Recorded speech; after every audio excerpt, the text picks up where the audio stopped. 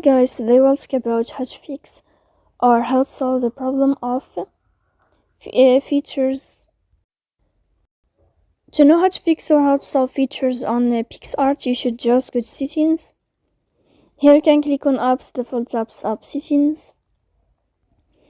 Then you will enter to the window or to the app of Picsart, and you can click here in this in this page. You will find it, this window.